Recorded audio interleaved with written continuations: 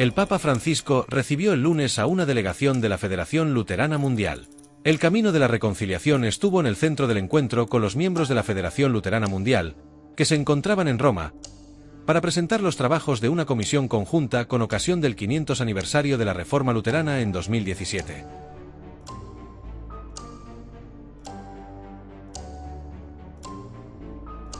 El año 2017 marca el 500 aniversario de la Reforma.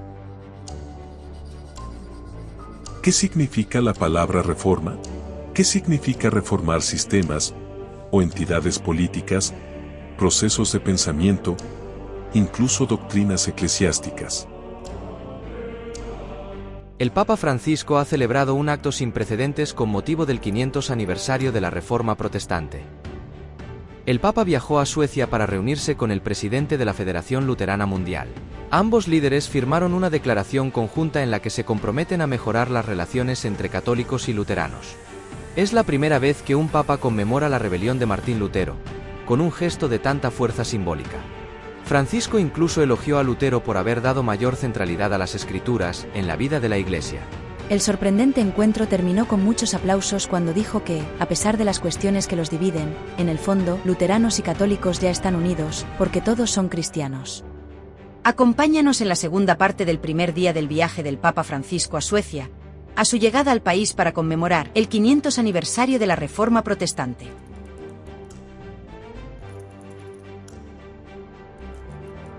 ¿Qué consiguió la Reforma Protestante?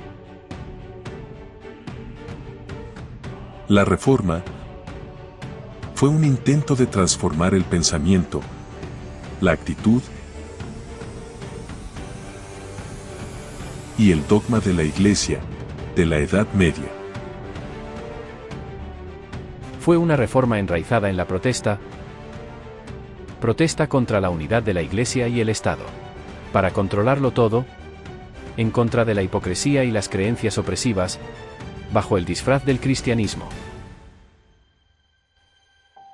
Se trataba de la libertad de conciencia.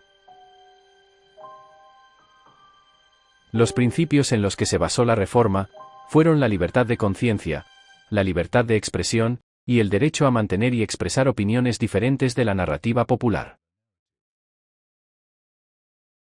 No solo en términos de religión, sino en términos de libertad individual y política. La Reforma Protestante cuestionó el uso de la tradición como norma para la doctrina, en lugar de la Biblia.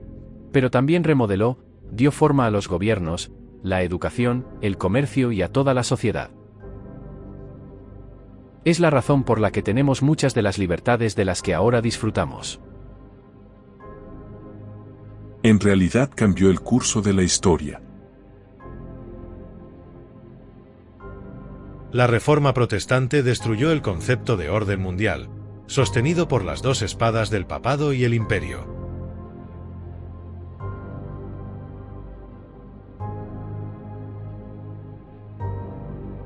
La Reforma Protestante puso fin a un orden mundial dominado por una entidad, cuyo control alcanzaba no solo a todos los asuntos públicos de la sociedad, como la política, los medios de comunicación y el derecho, sino también a los aspectos más personales de la vida privada de los ciudadanos.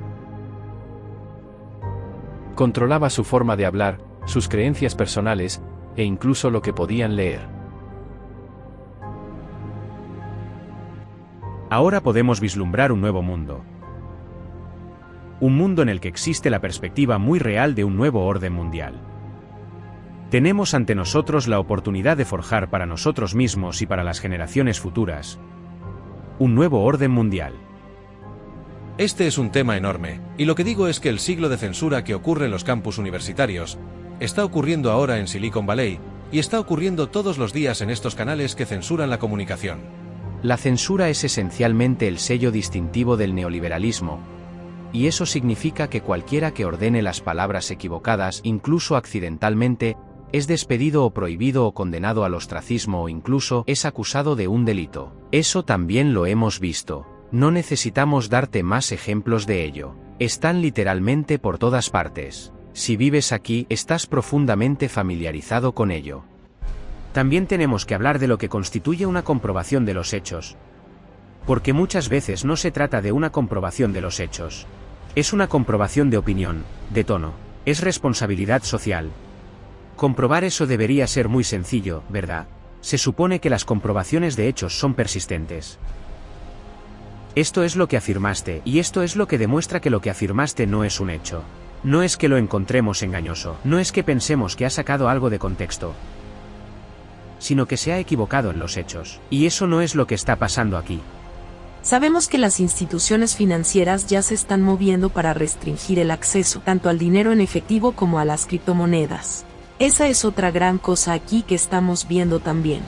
A partir de hoy, un banco u otro proveedor de servicios financieros podrá congelar o suspender inmediatamente una cuenta sin una orden judicial.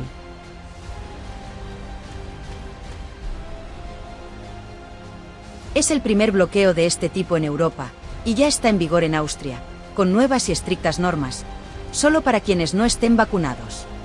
La policía comprobará si las personas que salgan a la calle se han vacunado, y cualquiera que infrinja las normas podrá ser multado con el equivalente a más de $2.000 canadienses.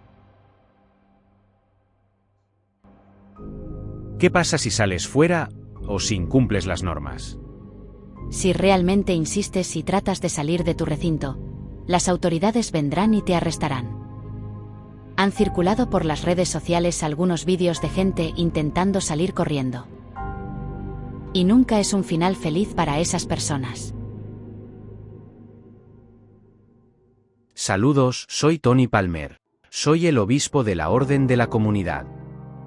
Algo histórico está sucediendo entre nosotros, y tenemos que ser conscientes de lo que está pasando, y esa es la razón de este vídeo. La gente está deseando por primera vez en muchas generaciones ser uno. Estamos siendo testigos de la unidad de los cristianos.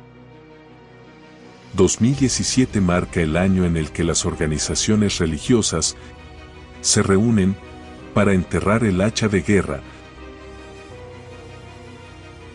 cuando quizás sea algo bueno si la paz puede prevalecer en el ámbito religioso. Estamos quizás llegando a un punto en la historia en el que la libertad de conciencia se está convirtiendo en el punto de disputa. Hace 15 años que terminó la protesta. ¿Cómo podemos seguir viviendo como protestantes en una era posterior al protestantismo? No estamos en sintonía con la realidad. Hermanos y hermanas, la protesta de Lutero ha terminado. ¿La tuya también? ¿Ha terminado la reforma? Si ya no hay protestas, ¿cómo puede haber una iglesia protestante? A lo mejor ahora volvemos a ser todos católicos. Es posible que una sociedad que se ha transformado tanto pueda retroceder. Las restricciones a la libertad de expresión y de elección en nuestro mundo actual, así como los llamamientos a la unidad religiosa, ¿advierten de un mundo más oscuro por venir? Estamos quizás llegando a un punto en la historia en el que la libertad de conciencia se está convirtiendo en un punto de disputa. Si no aprendemos de la historia, estaremos condenados a repetirla.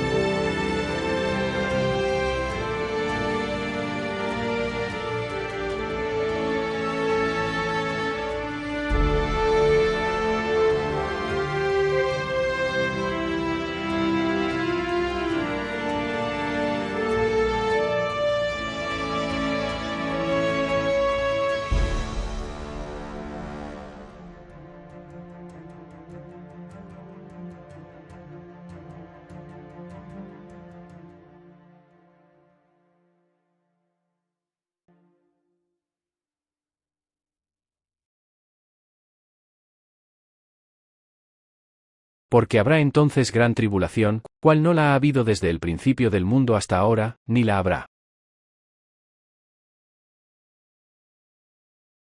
Y si aquellos días no fuesen acortados, nadie sería salvo. Mas por causa de los escogidos, aquellos días serán acortados.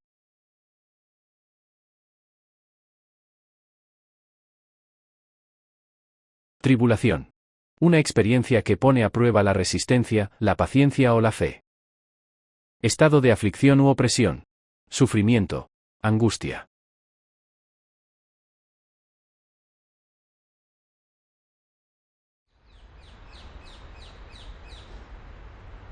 Capítulo 1. El águila se eleva.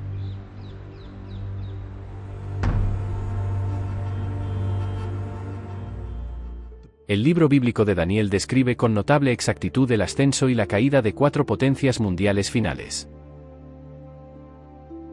Su autenticidad ha sido a menudo cuestionada por los historiadores, ya que se preguntan cómo un libro escrito 600 años antes de Cristo podría ser tan preciso, a través de los rollos del Mar Muerto encontrados en las cuevas Qumran. En comparación con los dialectos utilizados en su escritura, el libro de Daniel ha sido reivindicado por los más grandes arqueólogos e historiadores del mundo como un libro exacto, fechado, prediciendo el futuro, de ninguna otra manera que por inspiración divina. Daniel recibió la explicación del rey Nabucodonosor, de su sueño, una estatua parecida a un hombre, hecha de 4 materiales diferentes, que representaba el reino aún por venir. El primero fue Babilonia, y se refirieron a Nabucodonosor y le dijeron, tú, oh rey, eres la cabeza de oro. Y luego pasó al imperio persa, y luego el imperio griego, y luego este imperio de hierro, que sería despiadado, y aplastaría al mundo, y ante él, incluso el príncipe sería eliminado, una referencia a Cristo. Tras la desaparición de los imperios babilónico, medio persa y griego, Roma se convirtió en la potencia mundial dominante. El dominio de la Roma pagana abarcaba los reinos de los anteriores imperios babilónico, medio persa y griego, así como vastas zonas del norte de África, toda Europa, incluidas las islas británicas, partes de Asia y Oriente Medio. Su dominio duró más que el de ninguna de las potencias anteriores, abarcando 7 siglos, desde el 168 a.C. hasta el 538 después de Cristo. Aportó diversas mejoras a las civilizaciones que conquistó, incluida una red de caminos, cuyas ruinas aún conservamos. Los ciudadanos romanos disfrutaban de lujos como agua corriente caliente y fría, baños públicos, e inodoros con cisterna. La contribución de Roma a la sociedad también incluye un amplio sistema jurídico bajo el derecho romano, que sigue vigente en gran medida hasta nuestros días. Al igual que en los imperios anteriores, el poder secular y el religioso estaban entrelazados. El poder del emperador estaba incrustado en el sistema religioso del imperio, un sistema que era exclusivamente romano, aunque había sido tomado prestado de reinos anteriores. Roma fue una perfecta asimiladora. Incorporó las culturas y ceremonias religiosas de regímenes anteriores, y las hizo suyas. Los dioses griegos recibieron nombres romanos. Los cultos persas se sincronizaron con los sistemas de creencias romanos. En el año 133 a.C., Átalo, el último rey de Pérgamo, cedió su reino y su título a Roma. Ahora bien, este título era fascinante, porque era el representante de la religión babilónica. Cuando los medio persas conquistaron Babilonia, el sacerdocio escapó con su rey sacerdote babilonio y estableció el reino en Pérgamos, y allí gobernó. Pero cuando Atalo el tercero cedió su título a Roma, había una condición: el emperador romano se convertiría en el Pontifex Maximus, pero también tenían que alcanzar la deidad encarnada en esa posición. Y ninguno de los primeros emperadores romanos realmente tomó esos títulos de deidades. Hasta que llegamos a Julio César.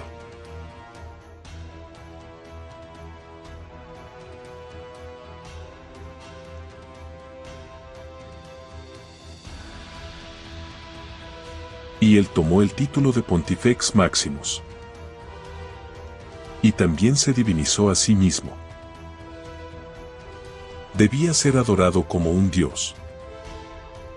Y los emperadores a partir de entonces no eran solo emperadores seculares, sino que eran, por así decirlo, emperadores divinizados.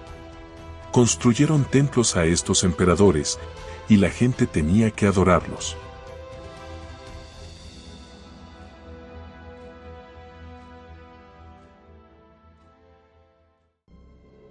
La adoración del emperador se convirtió en un problema para la nueva iglesia cristiana, porque la Biblia prohíbe la adoración de cualquier cosa o persona aparte de Dios. Adorarás al Señor tu Dios, y solo a Él servirás. Dice Lucas capítulo 4, versículo 8. La pomposa exigencia de adoración por parte del emperador condujo a la persecución de los cristianos.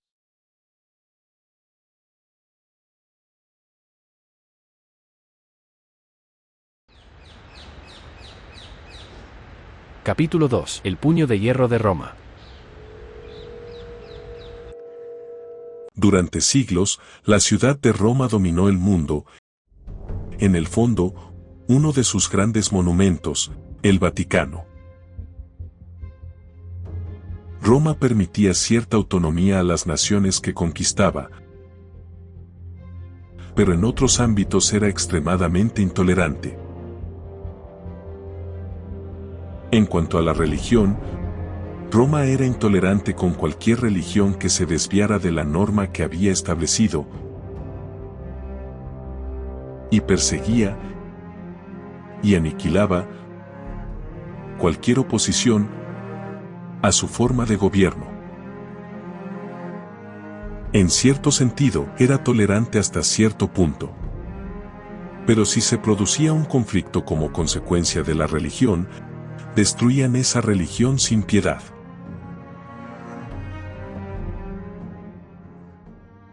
La religión judía sufría bajo el yugo romano y deseaba volver a ser una nación independiente.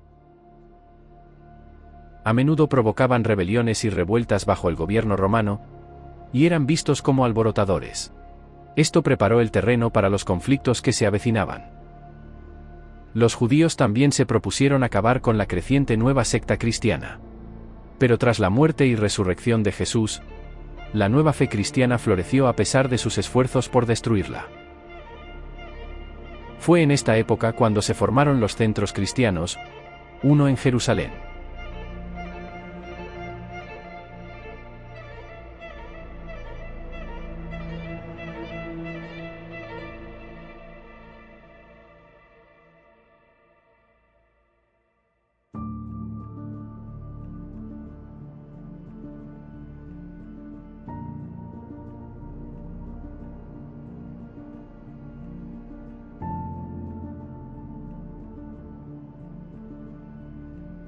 El castillo San Angelo fue encargado por un emperador romano muy famoso con el nombre de Adriano,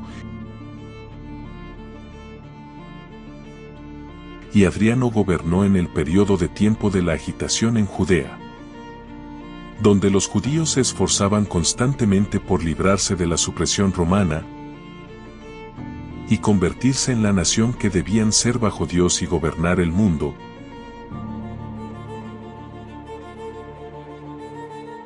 Constantemente los judíos estaban fomentando el levantamiento. En tiempos de Tito, los judíos habían enfurecido tanto a los romanos, que estos destruyeron Jerusalén. Ningún cristiano pereció en la destrucción de Jerusalén, en el año 70 después de Cristo, porque Jesús les advirtió que huyeran, cuando vieran a los ejércitos romanos rodeando la ciudad. Pero las revueltas y rebeliones judías continuaron.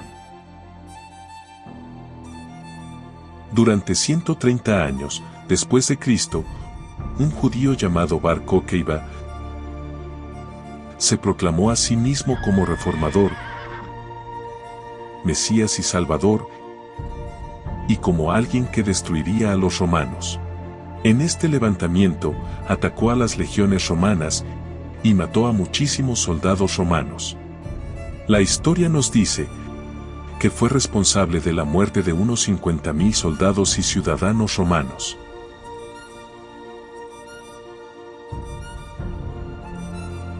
Roma sofocó el levantamiento bajo el mando de Adriano, y unos 580.000 judíos implicados en el levantamiento fueron asesinados, junto con otros miles que murieron de hambre en los asedios que siguieron. Adriano también promulgó una ley contra el sábado, porque los judíos guardaban el sábado. Así que Adriano también eliminó la religión judía. Promulgó una ley por la que ya no se permitía a nadie guardar el sábado, ni practicar la religión judía. El cristianismo en esta época estaba todavía en un estado inicial. Sin embargo, tampoco se libró de la persecución de Roma. En el año 64 después de Cristo, Nerón provocó un incendio en la ciudad de Roma y culpó a los cristianos. Esto convirtió a los cristianos en terroristas a los ojos de los romanos, y como resultado, aumentó la persecución. Los cristianos llegaron a ser odiados en todo el imperio.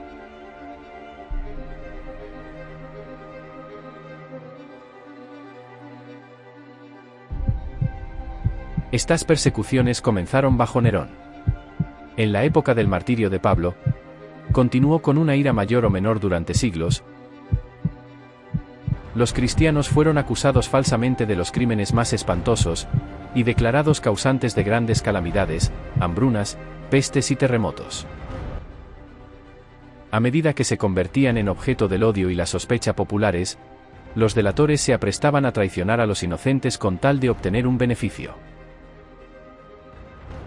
Fueron condenados como rebeldes contra el imperio, como enemigos de la religión y plagas para la sociedad. Gran número de ellos fueron arrojados a las fieras, o quemados vivos en los anfiteatros. Algunos fueron crucificados, otros cubiertos con pieles de animales salvajes, y arrojados a la arena para ser desgarrados por los perros. A menudo, su tortura se convertía en el principal entretenimiento de los actos públicos. Grandes multitudes se reunían para disfrutar del espectáculo, y celebraban sus agonías con risas y aplausos.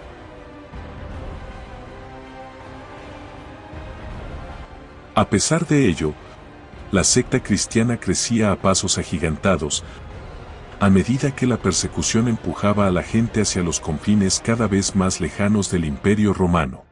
El cristianismo aún mantenía las enseñanzas de la Biblia judía, pues el Nuevo Testamento, tal como lo conocemos hoy, aún no había sido escrito ni canonizado. Estos celosos seguidores de Cristo mantuvieron su fe intacta, a pesar de la persecución, siguiendo el ejemplo de Pablo y Timoteo y otros evangelistas. La iglesia cristiana primitiva estaba bien organizada. Hubo muchos centros donde floreció el cristianismo, pero pronto se destacaron 5 distritos, cada uno de los cuales tenía un obispo o supervisor que dirigía las iglesias locales de su región. Los 5 obispados de la iglesia primitiva se centraban en Roma, Alejandría, Antioquía, Constantinopla y Jerusalén. Un compromiso de la fe cristiana iba a llegar pronto al centro romano, en particular.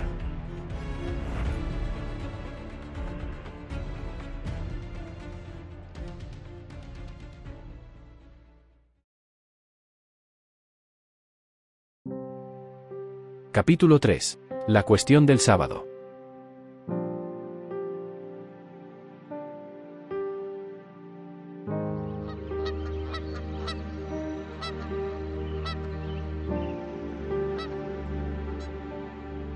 Una de las doctrinas enseñadas por los primeros cristianos era la del séptimo día, que había sido guardado por los judíos e incluso por Jesús, hasta su muerte y resurrección. Los discípulos continuaron siguiendo el ejemplo de Jesús, incluyendo la observancia de los 10 mandamientos, que contiene el mandamiento de guardar el séptimo día, el sábado. El sábado fue guardado por los cristianos muchos años después de la ascensión de Cristo. La observancia del séptimo día sábado se enseñó a todos los conversos de la nueva fe cristiana.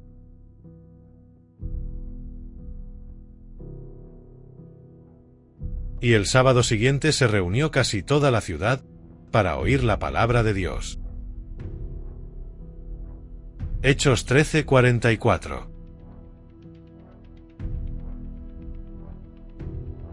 La ley antisábado de Adriano llevó a los primeros cristianos a una mayor persecución. Fueron perseguidos y asesinados por ser observadores del sábado, como los odiados judíos.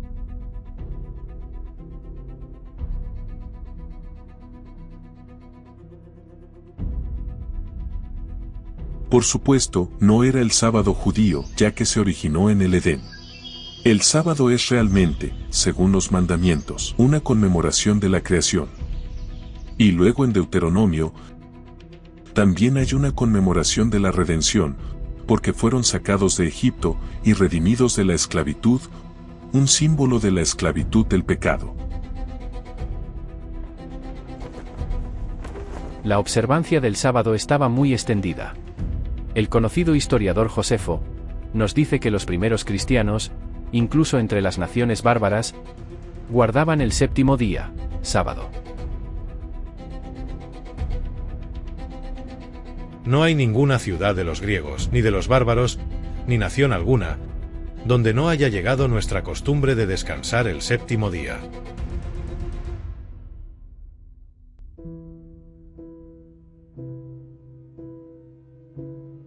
Jesús encargó a sus discípulos que difundieran el Evangelio por todo el mundo. Los primeros cristianos se tomaron muy en serio su encargo. Algunos de los apóstoles viajaron hasta los países orientales, incluso hasta China y Japón.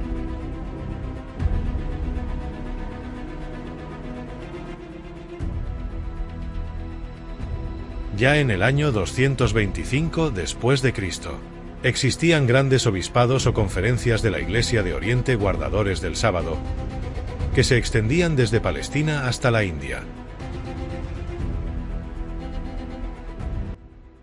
El apóstol Tomás llevó el mensaje a la India, y su cristianismo floreció entre la gente, que se llamaba cristianos de Tomás. Y es interesante que incluso después de la Reforma, cuando Vasco da Gama, el explorador portugués, viajó alrededor del Cabo para abrir las rutas comerciales hacia el este, los jesuitas los acompañaron en su viaje, y uno de ellos fue el actual cofundador con Ignacio de Loyola, a saber, Francisco Javier. Y cuando llegó a la India, de repente descubrió que había un grupo de personas que eran cristianos, estos cristianos de Tomás, y que incluso en esta época posterior a la Reforma, guardaban el sábado. Y esta fue una de las principales razones por las que instituyó la Inquisición en Goa, para erradicar esta herejía del mundo.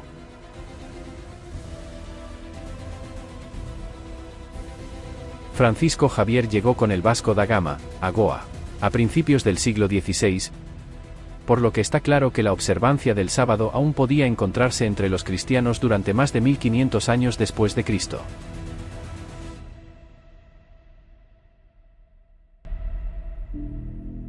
Generalizada y duradera fue la observancia del séptimo día sábado, entre los creyentes de la Iglesia de Oriente y los cristianos de Santo Tomás de la India, que nunca estuvieron vinculados a Roma. También se mantuvo entre aquellos grupos que se separaron de Roma después del Concilio de Calcedonia, a saber, los abisinios, los jacobitas, los maronitas y los armenios.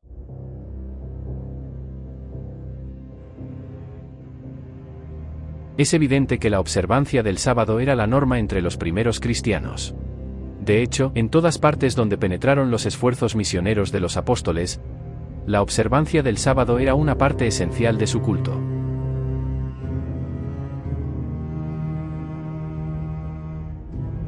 Los cristianos gentiles observaban también el sábado. Los cristianos primitivos tenían una gran veneración por el sábado, y pasaban el día en devoción y sermones. Y esto no se puede dudar. Pero ellos derivaron esta práctica de los apóstoles mismos, como aparece por varias escrituras al respecto.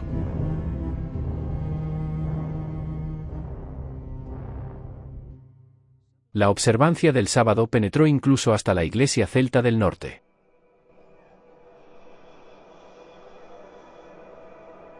Parece haber sido costumbre en las iglesias celtas de los primeros tiempos, tanto en Irlanda como en Escocia, guardar el sábado, el sábado judío, como día de descanso del trabajo. Y más tarde obedecieron literalmente el cuarto mandamiento, en el séptimo día de la semana. La observancia del sábado también era la norma en África y Etiopía, y eran muy rotundos al respecto en el sentido de que no era judaizante, sino que, de hecho, se basaba en principios bíblicos.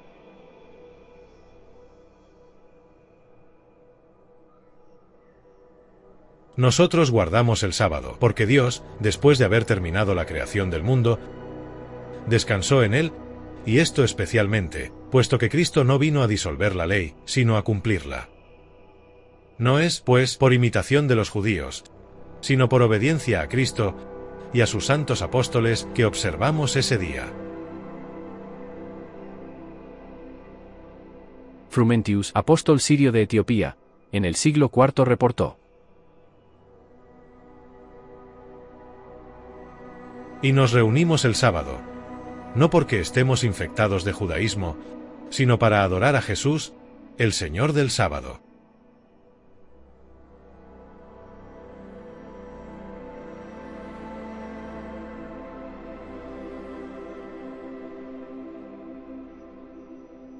Entonces, si la observancia del sábado era una piedra angular de la fe cristiana primitiva, ¿cómo se convirtió el domingo en el día moderno de culto entre los cristianos?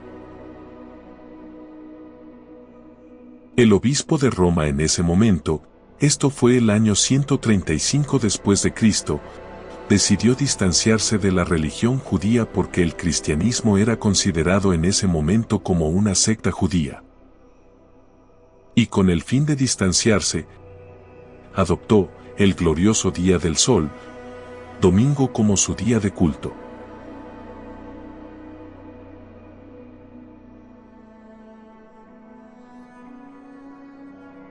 Guardar el sábado tenía un precio. Cualquiera que fuera visto como judío recibiría multas exorbitantes, encarcelamiento, e incluso la pena de muerte, debido al odio que los romanos sentían por los judíos. Vincular su día de adoración con los paganos, en lugar de con los judíos, hacía que los cristianos fueran más favorecidos a los ojos de los romanos. Y algunos pensaron que si se comprometían un poco, esto induciría a los romanos paganos a hacerse cristianos también. Ahora, la Iglesia cristiana estaba en peligro de perder su pureza. La prisión, la tortura, el fuego y la espada eran bendiciones, en comparación con la pérdida que sufrirían al comprometer sus principios. En aquellos primeros siglos, hubo dos centros que finalmente adoptaron el domingo en lugar del prohibido sábado judío, y fueron Roma y Alejandría. Los cristianos de Alejandría y Roma consintieron en rebajar sus normas, y se formó una unión entre el cristianismo y el paganismo. Y el resto del mundo cristiano, hasta África y la Iglesia de Oriente, guardaban el sábado, el séptimo día de la semana. Para la mayoría de los cristianos, temerosos del peligro, incluso la pérdida de la vida era un precio que estaban dispuestos a pagar, por su ferviente amor a su Señor, y su muerte y resurrección les inspiraban a sacrificarse a toda costa por su fe.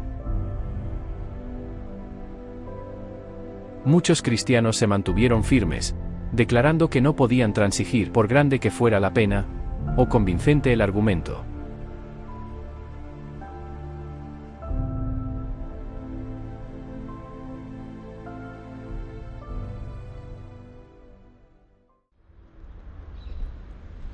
Capítulo 4.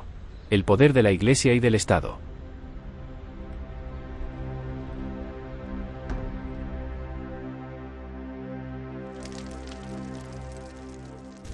Los imperios se levantan y los imperios caen. La paciencia de Dios tiene un límite. E incluso el gran imperio romano comenzó a desmoronarse en los últimos capítulos del libro de Daniel.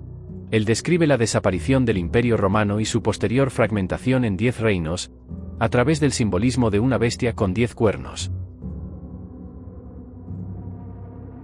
Y los 10 cuernos de este reino son 10 reyes que se levantarán. Daniel 7:24. Y la bestia era el imperio romano, y los 10 cuernos eran las 10 tribus germánicas, y de 3 de ellas surgiría un reino poderoso que gobernaría el mundo, identificado en Daniel como el poder del cuerno pequeño. Este reino era un sistema político religioso, que combinaba la Iglesia y el Estado.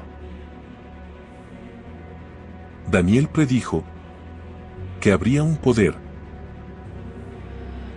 que se atribuiría autoridad sobre y por encima del poder secular, y que tendría un elemento religioso unido a él.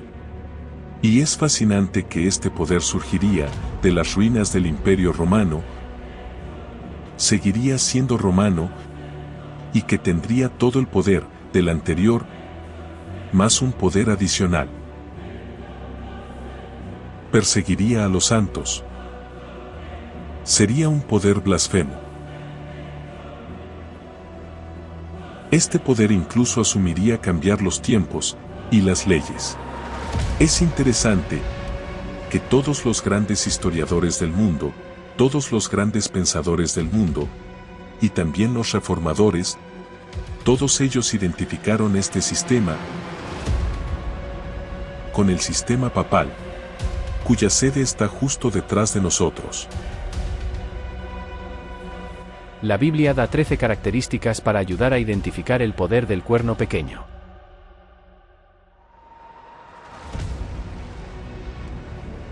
Fiel a la moda romana, el poder papal perseguiría implacablemente a cualquiera que se le opusiera. La decadencia de la Roma pagana, y su transición a un poder papal, fue gradual, y comenzó con el traslado de la sede imperial del poder de la ciudad de Roma a una nueva ciudad, Constantinopla, por el emperador Constantino el Grande. Ahora bien, cuando Roma empezó a derrumbarse y el imperio se había trasladado por mar a Constantinopla, entonces la sede del poder en Roma estaba realmente vacante. Cuando llegamos a la época de Constantino, que adoptó el cristianismo, o forma del cristianismo, en realidad era mitraísta. Él adoraba al dios Sol. Y entonces todas sus medallas y todos sus edificios están representados, ambos lados, el lado cristiano, así como el lado del mitraísmo. Así que era una especie de mezcla entre paganismo y cristianismo. Constantino afirmó haber adoptado el cristianismo como su religión, pero en realidad, difuminó las líneas entre el paganismo y el cristianismo. En el edicto de Constantino del año 321 después de Cristo, promulgó una ley para honrar el domingo como día de culto, como el día del sol.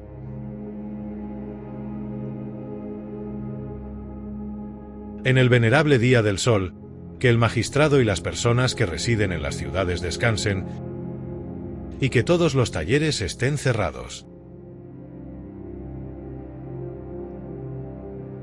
Como el gobierno de Constantino se había trasladado a Constantinopla, dejando a Roma sin jefe, permitió que el obispo de Roma adoptara más poderes como líder espiritual. Más poderes de los que un líder espiritual debería tener. Y a partir de entonces, según la historia y según Roma, Constantino legó su poder y su autoridad al obispo de Roma, que se convertiría en el corrector de los herejes.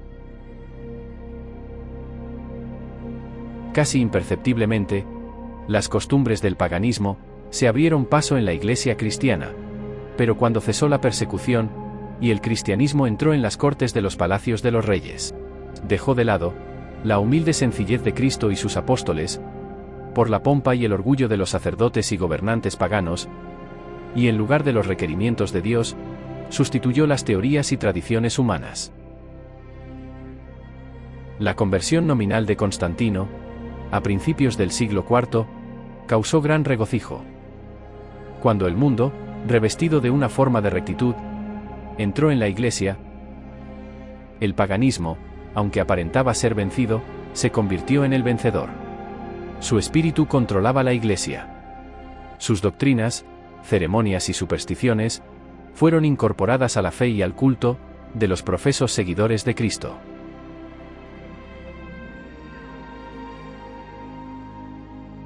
El poder que ejerce el obispo de Roma fue concedido por Constantino en un documento llamado la Donación de Constantino. Esta donación fue compuesta en el siglo VIII y se utilizó durante varios siglos, como prueba de que el obispo de Roma debía tener los poderes y títulos arrolladores que ejercía. Más tarde se admitió que era una falsificación, en virtud del supuesto poder otorgado al Papa por muchas de esas falsificaciones.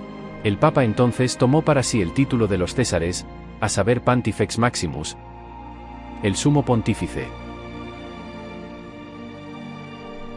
En el concilio de la Odisea en 364 después de Cristo, el obispo de Roma instituyó otra ley antisabática.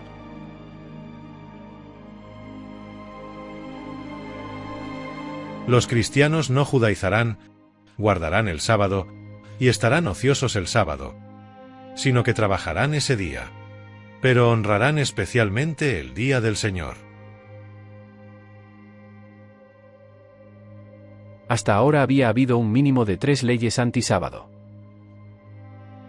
Primero, Adriano hizo una ley antisábado, luego Constantino, y ahora el obispo de Roma, en el concilio de la Odisea. Evidentemente, la observancia del sábado seguía siendo una costumbre que atormentaba a los que querían controlar la conciencia, para hacer del domingo el nuevo día de culto aceptable para los cristianos. Había que dar un razonamiento que convenciera a los seguidores de Cristo. Circuló la idea de que Jesús cambió el día de culto al domingo para celebrar su resurrección. Sin embargo, no se dio ninguna escritura como apoyo para el cambio. Y así, aunque la Biblia no contenía ni un solo versículo que defendiera el cambio del sábado al domingo, y aunque Jesús ni una sola vez indicó que el día debía cambiarse después de su muerte y resurrección, el paso a aceptar el domingo como día de culto fue aceptado lentamente por el cristianismo. El culto dominical era un símbolo de la unidad entre paganismo y cristianismo. Abría la puerta a una mayor degradación de la fe pura. La prisión, la tortura, el fuego y la espada eran bendiciones en comparación con esto. Algunos de los cristianos se mantuvieron firmes, declarando que no podían hacer ninguna concesión. Otros estaban a favor de ceder o modificar algunos rasgos de su fe, y unirse a los que habían aceptado una parte del cristianismo, instando a que éste podría ser el medio de su plena conversión. Este fue un tiempo de profunda angustia para los fieles seguidores de Cristo. Había, por supuesto, muchos que se oponían a esta nueva enseñanza. Muchos devotos seguidores de Cristo aún no aceptaban este compromiso con su fe. De hecho, el domingo contra el sábado fue uno de los temas fundamentales que provocaron el gran cisma o separación de la Iglesia en 1075, creando la fe ortodoxa. Se formó una gran campaña para convencer a los cristianos de que el nuevo día de culto era una buena idea. Una campaña que recurrió a falsedades e historias inventadas, y los habituales mensajes aparecidos de repente, aparentemente de Dios, porciones tergiversadas de las Escrituras, E incluso fiestas y diversión en domingo fueron todos intentos de convencer a los cristianos de adoptar el nuevo día. También se introdujo el ayuno forzado para hacer del sábado una carga más. El nuevo día de culto se introdujo lentamente, casi de forma imperceptible, a medida que más y más cristianos comenzaron a adoptarlo. También se estableció la Pascua como fiesta cristiana, para promover aún más la observancia del domingo. Al principio, el obispo de Roma solo reclamaba autoridad religiosa, pero con el paso del tiempo, fue adquiriendo más poder y relevancia. Y en el año 538, el derrocamiento de los godos abrió el camino para su establecimiento, no solo como autoridad religiosa, sino también como poder político. La derrota de los ostrogodos fue un cumplimiento fundamental de la profecía bíblica, ya que fue el último de los 3 cuernos que se habían interpuesto en el camino del ascenso del cuerno pequeño de Daniel 8. Una de las características del poder del cuerno pequeño es que pensaría cambiar los tiempos y las leyes. La única ley que trata del tiempo, en las Escrituras, es el mandamiento del sábado. Los cambios del día sábado al domingo corresponden con el cambio de los tiempos, predicho por el libro profético de Daniel. Lo que es fascinante es que la iglesia principal de Roma es la Basílica de San Pedro, la autoridad eclesiástica de la iglesia, es la residencia del poder papal. Pero la iglesia principal es la de San Juan de Letrán. En San Juan de Letrán tiene la silla donde habla el Papa, ex cátedra. En otras palabras, simbólicamente, donde se sienta y hace sus decretos, ex cátedra, lo que significa que es infalible, que no puede equivocarse en sus afirmaciones, cuando habla desde su cátedra eclesiástica. Y fuera de San Juan de Letrán, hay un obelisco. Y ese obelisco es de Tutmosis III, que muchos historiadores consideraron el faraón del Éxodo. ¿No es fascinante que Tutmosis III, el faraón del Éxodo, que entró en conflicto con Dios y su profeta Moisés, también hizo una ley contra el sábado? La Biblia dice que el faraón dijo: «Y tú, Moisés, haces que el pueblo descanse con su sábado, guarda el sábado. Tú, Moisés, haces que el pueblo guarde el sábado. Ve a tus vecinos, quítales la paja, hazlos trabajar en ese día». Así que aquí había otro poder, que afrentó a Dios, e hizo ley contra el sábado. Entonces el obelisco, que representa ese poder, se erige justo afuera de San Juan de Letrán. Roma afirmaba blandir 2 espadas. Una era la espada del espíritu, y la otra era la espada del Estado.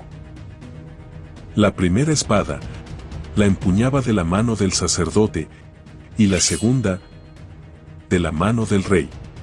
Porque al igual que lo físico está sujeto a lo espiritual, lo secular debe estar sujeto a lo eclesiástico. Ese era el razonamiento a través de estas 2 espadas. Roma controlaba la libertad de conciencia individual.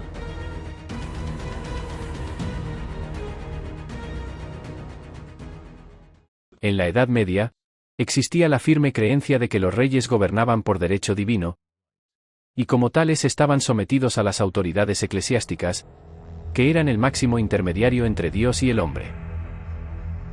Reyes y emperadores eran coronados por los poderes espirituales, y este concepto sigue vigente hasta nuestros días.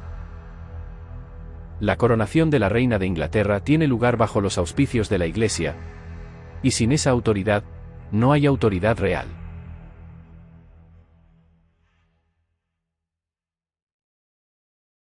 No pasó mucho tiempo hasta que todos los reinos de Europa estuvieron bajo el control de la Iglesia romana. Este periodo se conoce como la Edad Oscura, cuando el Estado estaba bajo el poder de la Iglesia, y la Iglesia controlaba la libertad de pensamiento, la libertad de expresión y la libertad de conciencia. El poder político del Papa, por supuesto, tenía un precio. Y también la pompa y el esplendor de esta corte tenían un precio. Y así, el sistema papal exigía cada vez más fondos de los reinos políticos que pretendía gobernar. Las arcas del pueblo y de la nación se iban vaciando a medida que aumentaba el prestigio de la corte romana.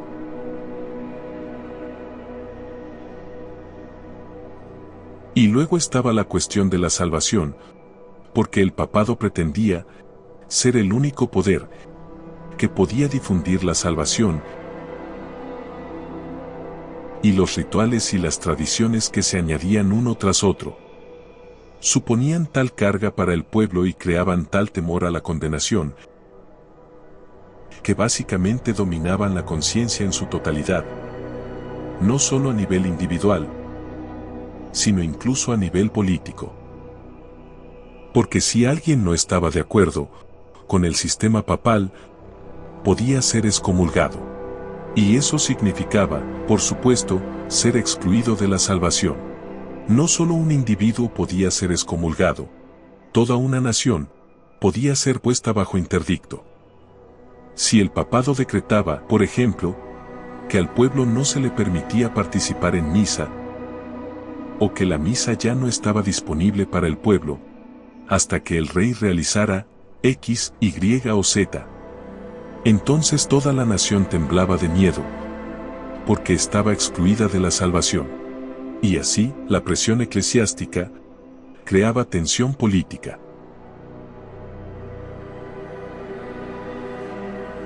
La libertad de conciencia y la libertad de expresión no estaban permitidas.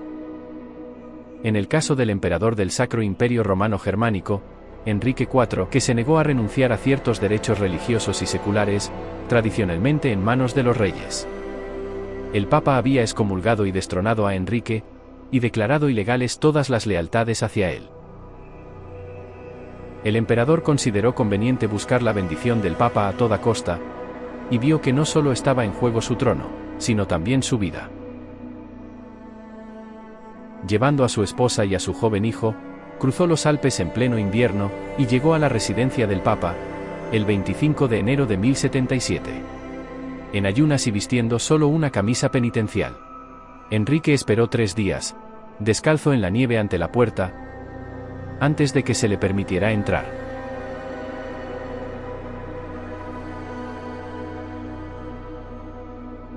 Es evidente que los papas no pueden ser atados ni desatados por ningún poder terrenal, ni siquiera por el del apóstol Pedro, si volviera sobre la tierra. Desde que Constantino, el Grande, reconoció que el pontífice ocupaba el lugar de Dios en la tierra, no pudiendo la divinidad ser juzgada por ningún hombre vivo, somos entonces infalibles y cualesquiera que sean nuestros actos, no somos responsables de ellos sino ante nosotros mismos. Solo nosotros, los papas, tenemos el poder de atar y desatar, de absolver a Nerón y de condenarlo. Y los cristianos no pueden, bajo pena de excomunión, ejecutar otro juicio que el nuestro, que es el único infalible. Un rey no debe temer ordenar masacres, cuando éstas retengan a sus súbditos en la obediencia, o les hagan someterse a la fe de Cristo, y Dios le recompensará en este mundo y en la vida eterna por estos asesinatos. Le ordenamos en nombre de la religión invadir estos estados, quemar sus ciudades y masacrar a estas personas.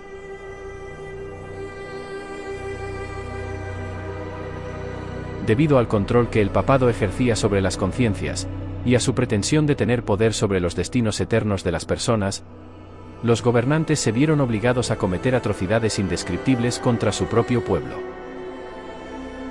Miles, si no millones, fueron masacrados simplemente por mantener sus propias creencias. Cualquiera que revelara con sus palabras o acciones una tendencia hacia el pensamiento crítico o independiente, Era considerado un hereje y merecedor de la muerte. Y así fue como Roma creó instituciones que reprimirían sin piedad cualquier oposición a su ideología. Así surgió la Inquisición. Y también utilizó el poder del Estado para imponer sus ideologías y decretos. En un juicio inquisitorial, los prelados papales serían los interrogadores, pero el Estado ejecutaría la sentencia y aplicaría el castigo. De este modo, Roma podría decir que nunca participó personalmente en la tortura, aunque la autorizó e instigó.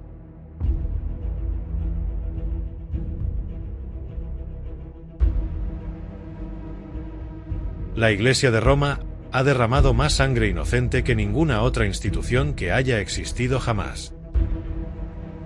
Es imposible formarse una idea completa de la multitud de sus víctimas. Muchos fueron torturados sin renunciar a su fe, incluso por promesas de alivio. El carácter de estas personas piadosas era admirable. Muchos incluso se regocijaron cuando fueron considerados dignos de sufrir por la verdad, cantando canciones de triunfo en medio de las abrasadoras llamas.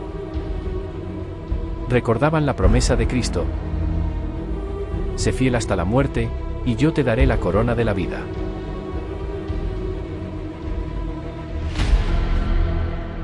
El Vaticano actual no ha olvidado su oscuro pasado, pero tampoco se avergüenza de él. Por extraño que pueda parecer, sus puertas principales están talladas con los escalofriantes recuerdos de escenas de tortura, casi como para recordar a los que entran lo que le ocurre a cualquiera que se atreva a discrepar con Roma y sus doctrinas. No solo mediante la tortura Roma imponía sus opiniones en las conciencias de los hombres. Se promulgaron decretos para sancionar económicamente a quienes se atrevieran a leer y pensar por sí mismos. El Concilio de Toulouse de 1056 amenazó con la excomunión a quienes tuvieran tratos con herejes. Esto prohibía a los herejes comprar o vender. Si no obedecían el decreto de la Iglesia, debían ser arrestados y castigados con la confiscación de todos sus bienes. En 1194, como consecuencia del decreto hecho en el Concilio de Toulouse, el rey Alfonso de Aragón emitió una orden para desterrar a un grupo de su reino, conocido como los valdenses.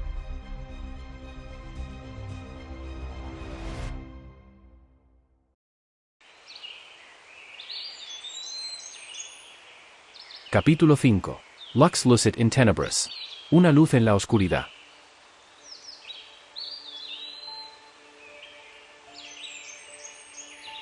A pesar de la oscuridad de aquella época, siempre hubo individuos y grupos que mantuvieron la luz encendida, aunque tenuemente. Eran gente del libro. Ponían más énfasis en la autoridad de la palabra que en la autoridad de los seres humanos y la tradición. Y guardaban el sábado. Y durante siglos, fueron los que difundieron la palabra de Dios en oposición a los decretos y las tradiciones del romanismo.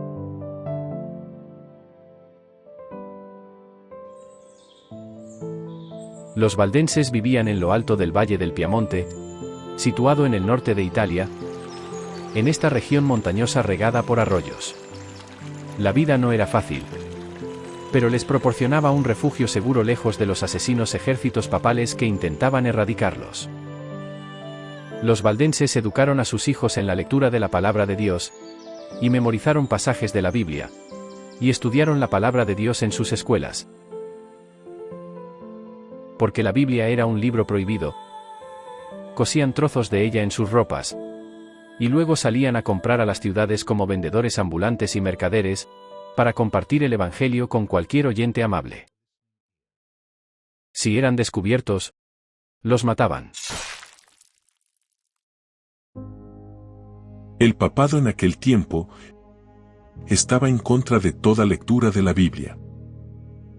Cuando llegamos a este tema, es bastante fascinante que cuando Roma fue confrontada con respecto a su esfuerzo por erradicar la Biblia, insistieron en que el problema era la versión protestante de la Biblia.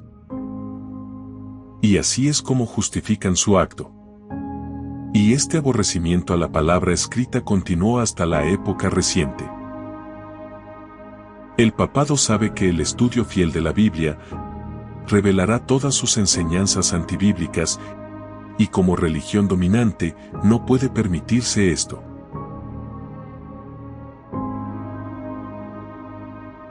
Es necesario emprender todos los esfuerzos posibles para evitar la lectura de los Evangelios. Es ese libro, el que más que ningún otro estimula inquietudes y tormentas contra nosotros, para que estemos completamente perdidos. De hecho, si alguien estudia y examina cuidadosamente, y luego compara con la forma en que enseñamos y lo que hacemos con el texto bíblico en nuestras iglesias, descubriría inmediatamente la falta de armonía y vería nuestra doctrina, que a menudo es opuesta a aquellos. Si eso se entiende y arraiga en la gente, no faltarán quejas y acusaciones hacia nosotros. Cuando eso se difunda y la gente lo escuche, seremos menospreciados y despreciados. Por lo tanto, es necesario apartar completamente la Biblia de la vista de la gente, con mucha precaución, porque de lo contrario podríamos instigar disturbios, revoluciones y revueltas.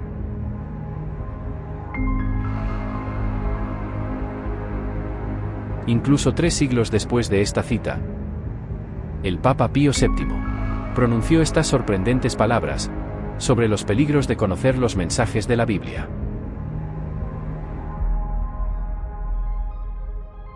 Numerosas asociaciones fundadas en toda Europa para la traducción de la Biblia a las lenguas del pueblo, con la excusa de que lo hacen en interés de la ley de Dios, están haciendo, en mi opinión, una cosa terrible. Por supuesto, es necesario destruir esa plaga por todos los medios posibles.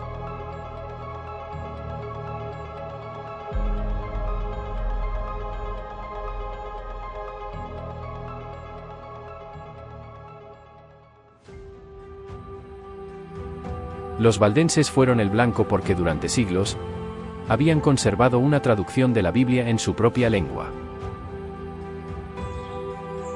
Estamos aquí en una de las escuelas de los valdenses. Las escuelas valdenses, donde los misioneros de los valdenses fueron entrenados en la Biblia. En estos edificios sin pretensiones. Los misioneros que mantuvieron viva la luz del Evangelio de Dios durante la Edad Oscura estudiaron la palabra de Dios, hicieron copias fieles de las Escrituras. Eran los guardianes de la palabra de Dios no adulterada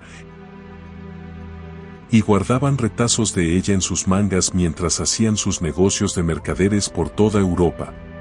Y difundieron esta luz poco a poco. ¿Pero qué precio pagaron?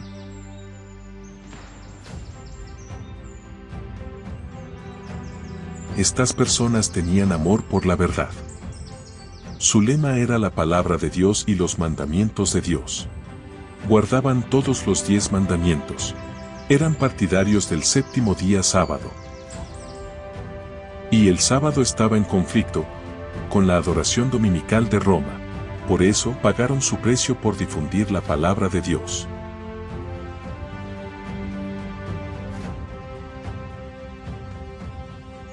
Fueron perseguidos sin piedad. Los arrojaron desde los altos acantilados. Las mujeres embarazadas eran despedazadas y luego sus fetos arrastrados fuera de sus vientres.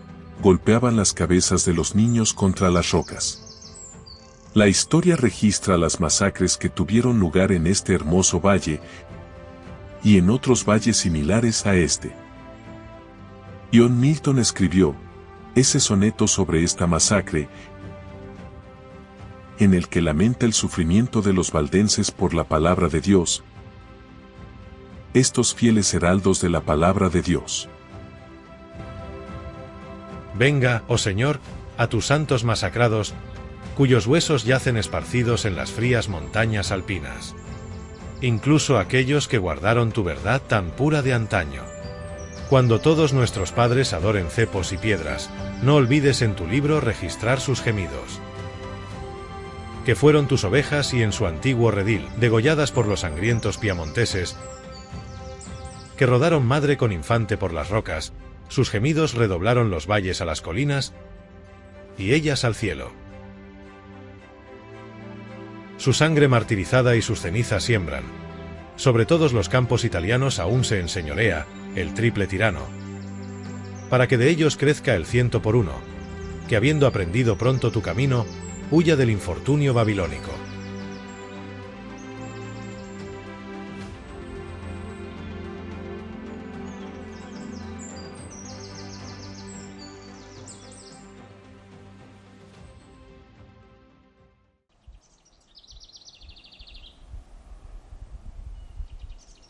Capítulo 6.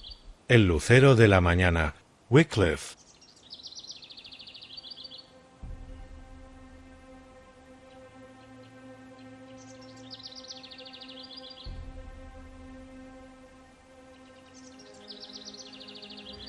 Jesús vino a este mundo para mostrar que Dios se interesaba personalmente por el bienestar humano.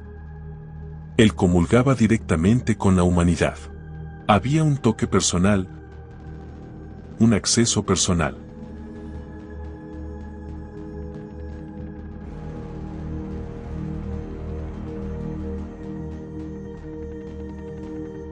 Las autoridades eclesiásticas de la Edad Media cambiaron este concepto de acceso personal a Dios.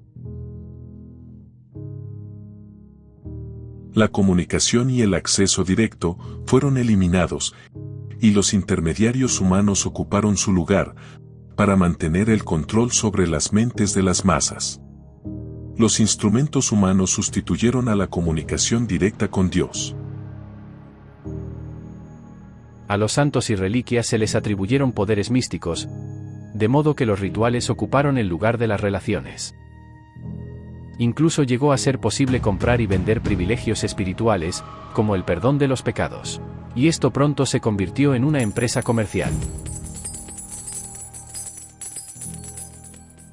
Así como Simón el Mago trató de comprar el poder del Espíritu Santo y fue condenado por los discípulos por ello.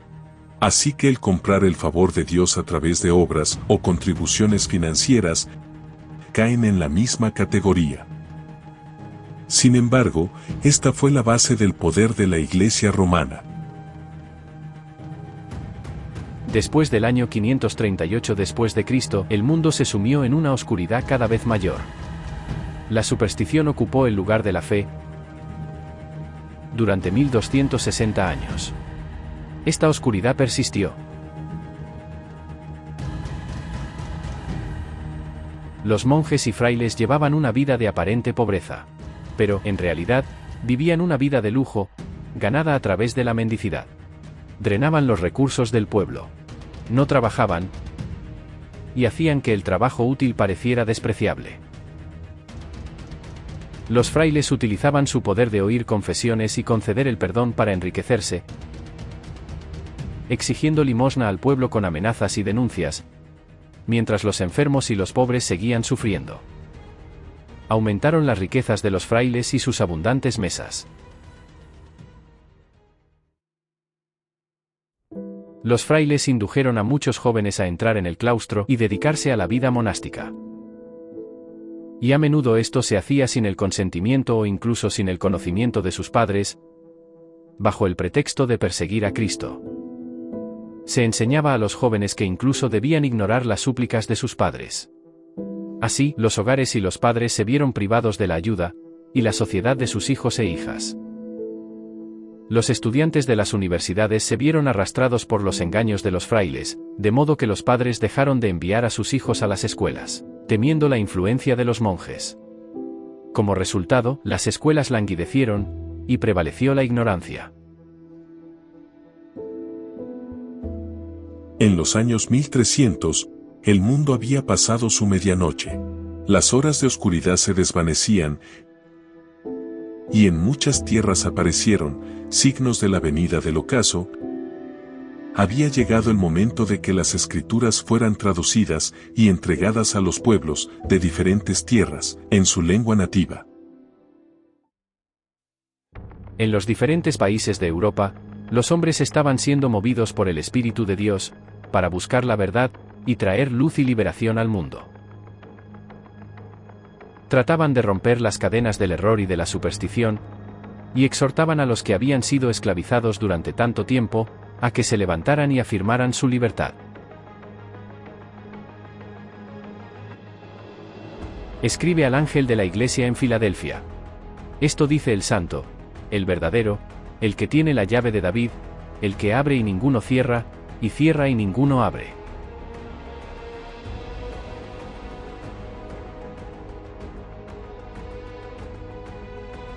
En el siglo XIV, había mucha hambre de luz.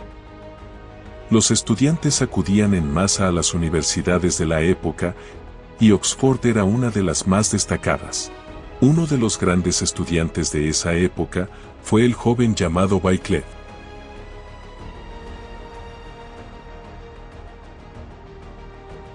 Wycliffe era conocido como la estrella de la mañana de la Reforma. Fue el heraldo de la Reforma, no solo para Inglaterra, sino para toda la cristiandad. La gran protesta contra Roma que él inició, nunca fue silenciada. Esta protesta inició la lucha que daría lugar a la emancipación de los individuos, las iglesias y las naciones. Era un hombre extremadamente inteligente, y no solo le interesaban los asuntos de religión, sino que estaba muy interesado en el derecho constitucional, sobre todo porque Inglaterra y el papado estaban enfrentados desde la época del rey Juan, cuando éste había intentado suprimir el poder de la Iglesia, lo que finalmente acabó con la muerte de uno de los arzobispos, Tomás Becket, lo que dio al papado el poder de exigir a Inglaterra grandes tributos, que finalmente el pueblo y los señores se rebelaron. Y entonces la Carta Magna puso fin a este dinero. Más tarde, el papado promulgó leyes de excomunión y amenazas de salvación a la nación. Y este problema de la cuestión financiera se intensificó. Wycliffe se interesó por esta cuestión, y pronto fue introducido en los debates parlamentarios, para ayudar a determinar si los estados debían pagar los impuestos al obispo de Roma. Wycliffe tenía una mente muy astuta, y argumentó que el obispo de Roma no podía haber recibido de su predecesor, el humilde Pedro, el discípulo de Jesús, lo que no tenía que dar. Y como Pedro no tenía poder político, ni influencia financiera, sino que era simplemente un apóstol del Evangelio. Así que el heredero de esa posición también debe ser solo uno que dispensó el Evangelio, y no debe tener el poder que Pedro no tenía.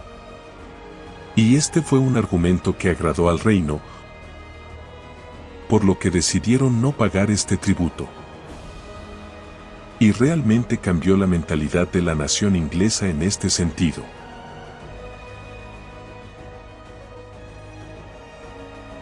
También tuvo un gran problema con los excesos de los frailes, que exigían fondos bajo la pretensión de pobreza, pero vivían en el lujo. Wycliffe, en 1360, publicó un artículo, Objeción a los frailes, en el que los acusaba de 50 herejías. Wycliffe pidió la abolición de todo el sistema. Wycliffe estudió la palabra de Dios y se convirtió en una pasión para él. Fue uno de los pioneros de la idea de que las obras como la misa, la peregrinación y la limosna no pueden traer el perdón de los pecados y ganar la vida eterna.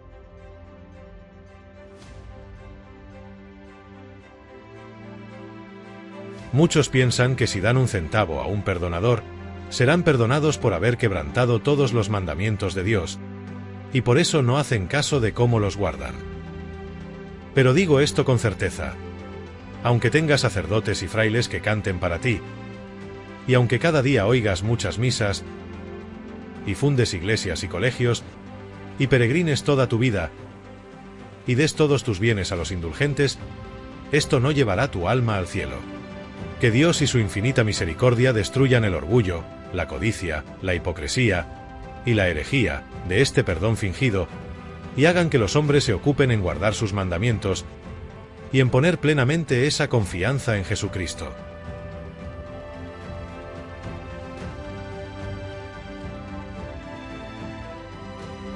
Y así, con el tiempo, incluso tradujo las escrituras a la lengua inglesa. Por supuesto, los manuscritos que tenía, los que estaban disponibles en ese momento. Así que tradujo la Vulgata latina al inglés.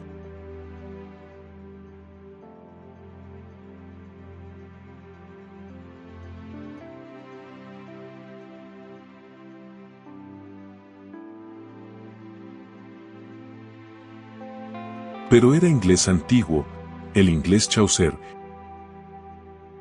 y su Biblia no fue ampliamente distribuida. Pero lo que hizo fue crear el hambre por la palabra, porque ahora por primera vez la gente podía leerla en inglés, pero no había manera de distribuirla. No se había inventado la imprenta de Gutenberg. La búsqueda del conocimiento llevó a Oxford a estudiantes de toda Europa. Entre los estudiantes había estudiantes de Bohemia, y estos estudiantes siguieron los caminos de Wycliffe y estudiaron los escritos de Wycliffe. Y cuando regresaron a Bohemia, trajeron estas ideas con ellos. Las ideas de Wycliffe acabarían siendo recogidas por un erudito muy astuto, llamado Juan Huss.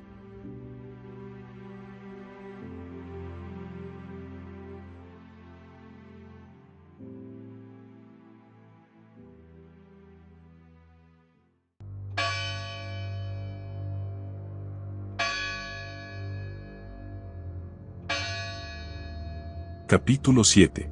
Juan Huss.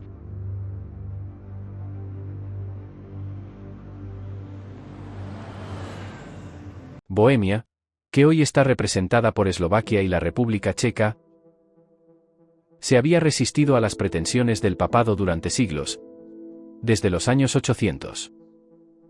La Biblia había sido traducida a la lengua local, y la verdadera fe fue preservada a través de los esfuerzos secretos de los valdenses y albigenses, que habían llegado a Bohemia después de haber sido expulsados de sus hogares, Francia e Italia.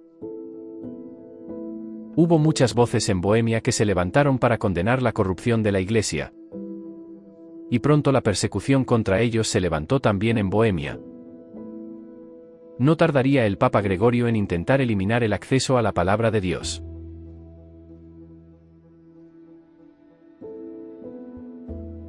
En el año 1079, el Papa Gregorio VII informó al rey de Bohemia que él, después de un estudio de la palabra, había llegado a la conclusión de que Dios estaría bien complacido si las escrituras y las liturgias se llevaran a cabo en una lengua que el pueblo no entendiera. Y la lengua latina era lengua muerta y era perfecta. Así que el pueblo no tenía ni idea de lo que decían las escrituras, ni de lo que implicaban. Solo tenían la palabra de los prelados, los obispos y los sacerdotes. No tenían ni idea de lo que decía realmente la palabra de Dios. Los individuos ya no podían leer la palabra por sí mismos y llegar a sus propias convicciones, sino que ahora tenían que entender la palabra a través de los ojos de otra persona. Esto eliminó la libertad de conciencia y despojó a las personas del derecho a encontrar la verdad. Y esto fue la Edad Oscura. Y se llaman edades oscuras por esa misma razón, porque la Biblia dice que tu palabra es lámpara a mis pies y luz a mi camino. Si esa luz se apagara, entonces las tinieblas descenderían sobre el mundo. A finales del siglo XIV, surgió Juan Hus, de origen humilde y madre piadosa, que creía en la educación y en el temor de Dios, como los bienes más valiosos.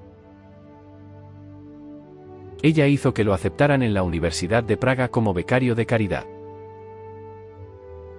Pronto se distinguió por su duro trabajo, su rápido progreso, su vida intachable, y su agradable disposición.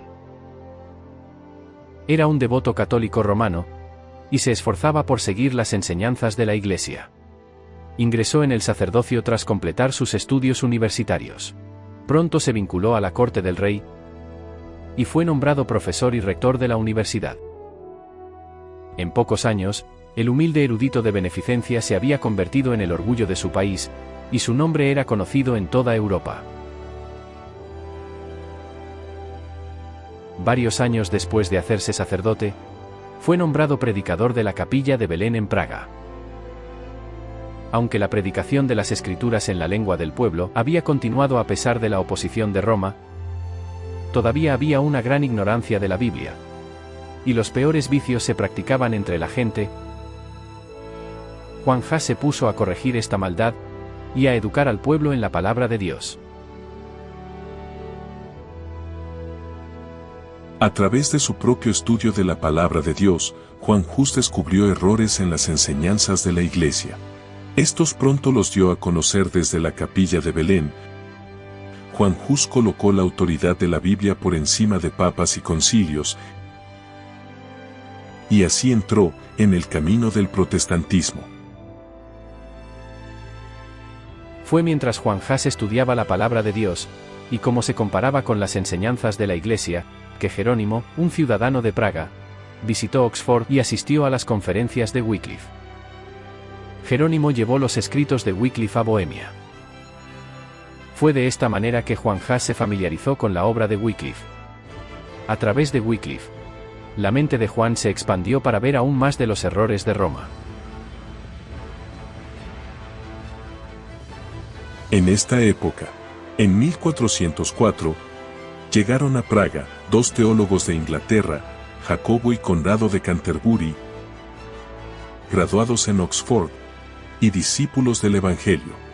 Habían cruzado el mar para difundir en las orillas de Moldava todos los conocimientos que habían aprendido en Inglaterra.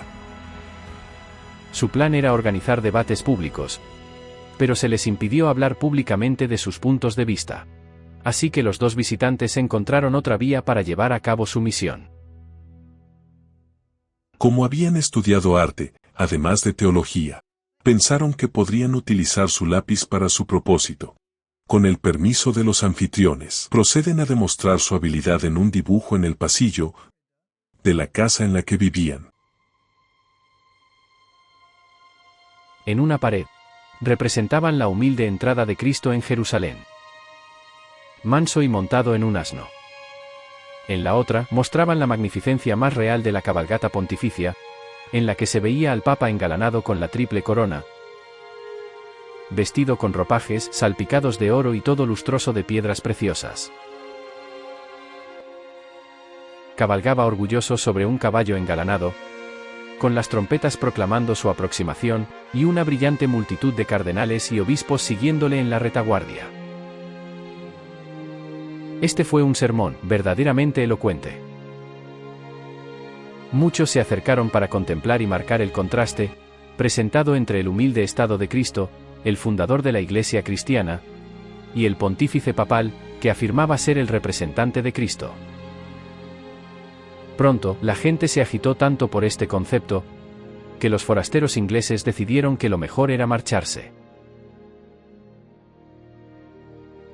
Pero los pensamientos que despertaron siguen fermentando en las mentes de los ciudadanos. Entre los que se acercaron a contemplar esta antítesis de Cristo y Anticristo, estaba Juan Hus, y el efecto que tuvo sobre él fue llevarle a estudiar con más atención que nunca los escritos de Wycliffe. Lo que sucedía en Praga no podía seguir siendo desconocido en Roma. Al ser informado de los procedimientos en la capital bohemia, el Papa Alejandro V escribió una bula, en la que ordenaba al arzobispo de Praga que impidiera toda predicación de las opiniones de Wycliffe en capillas privadas y que evitara la lectura de sus escritos. Siguieron el gran auto da fe, que es la quema pública, no de personas, sino de libros, de más de 2 volúmenes fueron quemados por orden del Papa. La belleza y el precio de los libros mostraban que sus propietarios eran hombres de alta posición, y su número reunido en una sola ciudad atestigua cuán ampliamente circulaban los escritos de Wycliffe en Bohemia. Juan Hus encontró chocantes, alarmantes y extremadamente radicales las audaces opiniones de Wycliffe y sus radicales reformas. Su amor por la verdad y la palabra de Dios le llevó a creer ardientemente en los sentimientos de Wycliffe. Sin embargo, Juan amaba a la Iglesia católica y creía que era la Iglesia de Dios, pero que necesitaba desesperadamente una reforma. Creía que los dirigentes eran corruptos, y que muchas de las prácticas no eran bíblicas. Pero pensó que una reforma honesta pondría a la Iglesia de nuevo en favor de Dios. A medida que pasaba el tiempo, Juan Hus comenzó a comprender la profundidad de las perversiones que estaba viendo en la Iglesia de Roma. Y un escrito muy importante de Juan fue su tratado, llamado Los 6 Errores. En él se esbozaban los principales errores, en opinión de Juan, de la Iglesia Católica Romana y sus representantes. No solo Juan y su círculo de amigos, entre los cuales estaba Jerónimo, que cuestionaba la autenticidad de la misa, en cuanto a si un sacerdote podía transformar la hostia en el cuerpo literal de Cristo. Pero también cuestionó el hecho de que se ofreciera en una sola clase, es decir, solo la hostia y no el vino. Así que empezaron a introducir el servicio de comunión en ambas clases, lo que causó furor en Roma.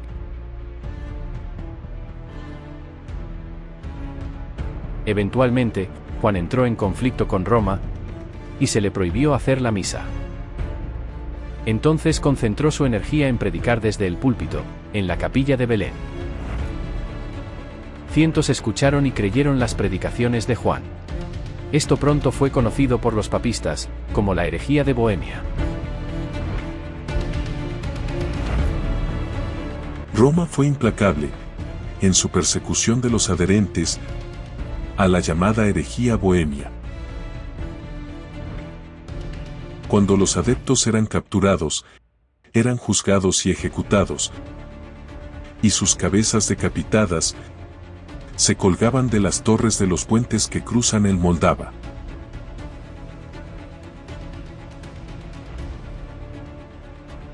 Las denuncias públicas de Juan Hus sobre los fastuosos estilos de vida de los sacerdotes y las erróneas enseñanzas de la Iglesia no fueron toleradas por Roma. Eventualmente, Juan fue llamado ante un concilio para responder por sus enseñanzas. Cuando Juan Hus fue finalmente convocado al concilio de Constanza, con la garantía de paso libre por parte del emperador, fue condenado a muerte.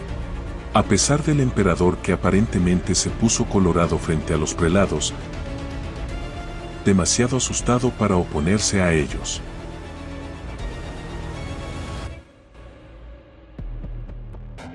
Juan Hus fue condenado a muerte en la hoguera.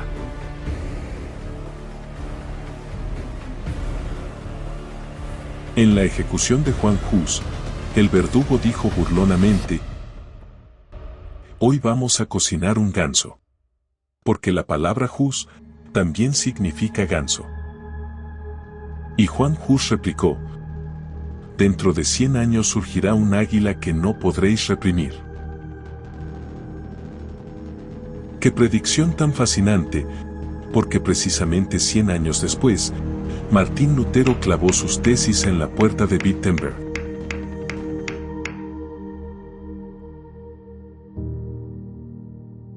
Después de la ejecución de Juan Hus, los perseguidores recuerdan de repente que las ideas responsables de este levantamiento habían emanado de Inglaterra en la época de Wycliffe. Así que en venganza desenterraron los huesos de Wycliffe y los quemaron. Los molieron hasta hacerlos polvo y los arrojaron al río Swift, erradicando simbólicamente los principios de Wycliffe y su pensamiento. Pero al arrojar esas cenizas al río Swift, se dispersaron por todo el globo, y las semillas del Evangelio, en lugar de ahogarse en el mar, brotaron en los distintos continentes.